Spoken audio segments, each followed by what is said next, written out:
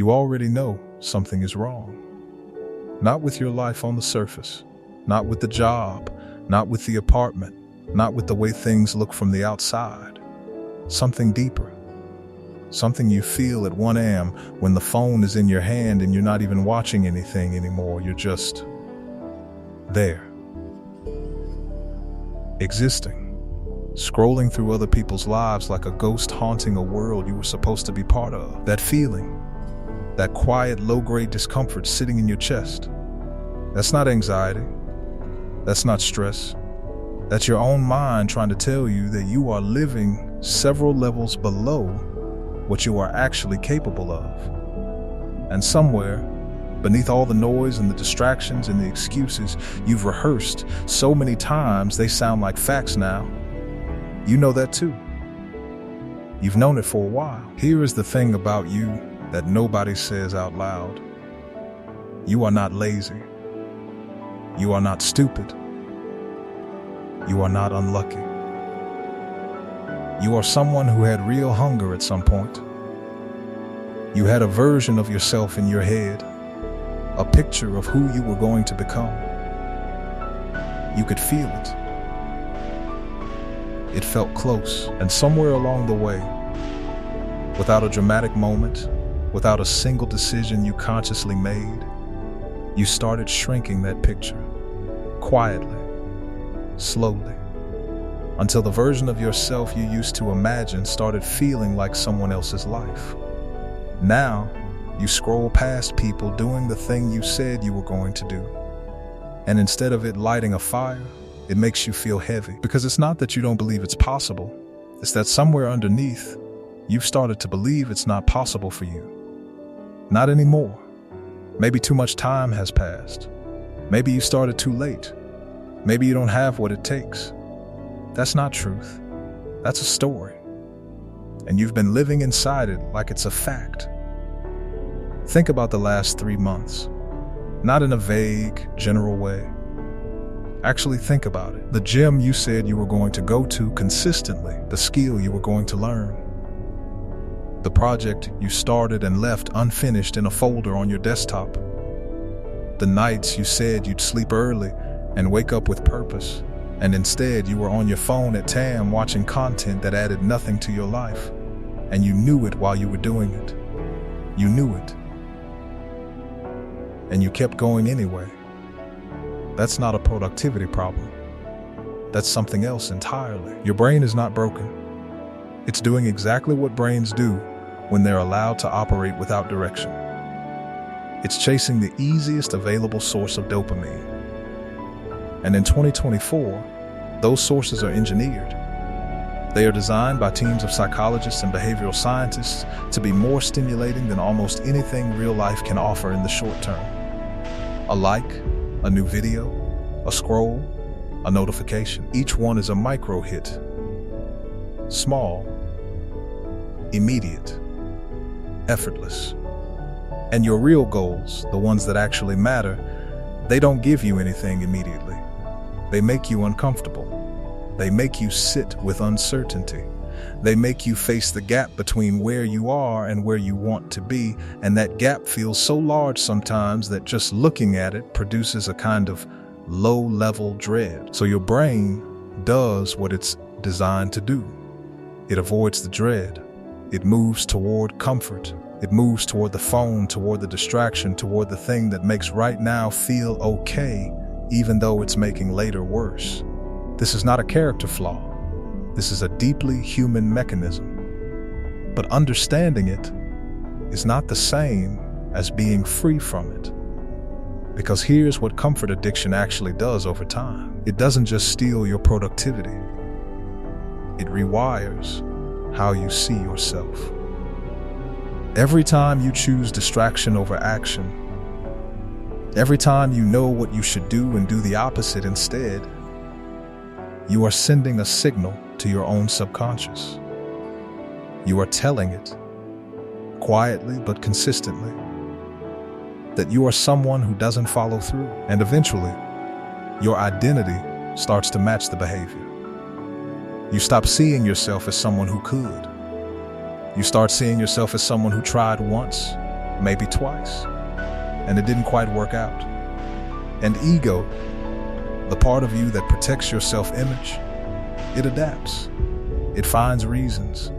It tells you the timing wasn't right, the resources weren't there, the people around you weren't supportive. It finds ways to explain the failure that have nothing to do with the choices you made. Because the alternative, accepting that you had the ability and didn't use it, that's harder to carry. So the ego builds a case. And you believe it because you need to. This is self-sabotage, not the dramatic kind, the quiet kind. The kind that looks like being tired, being busy, being not ready yet. The kind that keeps you almost starting, almost consistent, almost there. Now here's what I need you to sit with for a moment. Because this is where most people look away. If nothing changes, not the environment, not the people around you, but specifically the internal pattern, the comfort cycle, the avoidance, the story you're telling yourself about why now isn't the right time, if none of that changes, where are you in 5 years? Not in a fantasy version, not in a nightmare, just realistically. 5 more years of the same pattern, 5 more years of almost, 5 more years of watching others build what you said you were going to build. 5 more years of the same low-grade restlessness at 1 a.m. The same heavy feeling when you scroll past someone doing the thing. 10 years from now, you will remember being exactly the age you are now, and you will either remember it as the period where things started to shift, where you made a decision that compounded over time into something real, or you will remember it as the years you spent waiting for the right conditions, while the conditions never came and time passed anyway. There's a kind of pain that comes from failure. It's sharp, it's visible. People around you can see it.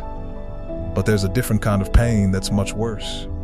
The kind that comes from a life that was safe but small. The kind where nothing catastrophic happened, nothing dramatic, but nothing real happened either. A life that existed but didn't matter. Not to the world, not to you. That's the risk you're actually sitting with. Not failure, irrelevance, not to others, to yourself. Here is the core of it, stripped of everything else. You do not have a motivation problem. You have an identity problem. Motivation is temporary. It's emotional. It comes and goes based on how you feel, what you watched, what someone said to you, how your week went. Relying on motivation to drive your behavior is like trying to build a house based on the weather. Some days it cooperates, most days it doesn't. What drives consistent behavior is not how you feel. It's who you believe you are. Identity is the operating system. Behavior is just what runs on top of it. If deep down you see yourself as someone who is trying to become disciplined, you will always be fighting against yourself. You will always be negotiating, always looking for permission, always waiting until you feel like it. But if you shift the identity, if you stop trying to act disciplined and start making decisions from the place of someone who simply is disciplined, the internal conversation changes entirely. You don't ask yourself if you feel like going. You don't debate it. You go because that's what you do. Not because of motivation, because of identity. That shift sounds simple. It is not. It requires you to act like that person before you feel like that person. And that gap between acting and feeling is where most people stop. Because it feels like lying. It feels like pretending. But it's not. It's the only way the brain updates its picture of who you are. Behavior first. Identity follows. The version of you that actually wins doesn't look like a movie character. He doesn't have a perfect morning routine he posts online.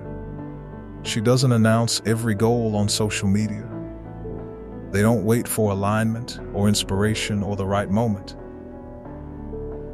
That version of you wakes up before they feel ready.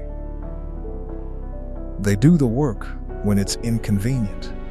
They sit with discomfort without immediately reaching for something to dull it. They fail at things and don't use the failure as evidence that they should stop.